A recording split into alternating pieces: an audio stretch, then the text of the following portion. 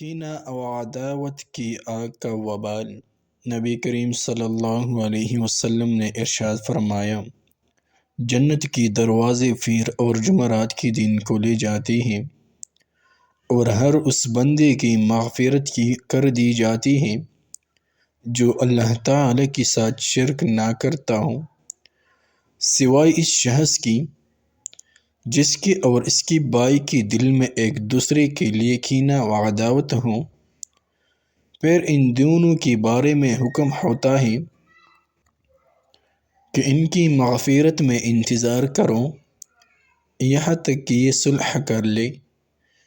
ان دونوں کی مغفرت میں انتظار کر لو یہاں تک کہ یہ صلح کر لے۔ ان دونوں کی مغفرت میں انتظار کرو یہاں تک کہ یہ صلح کر لے۔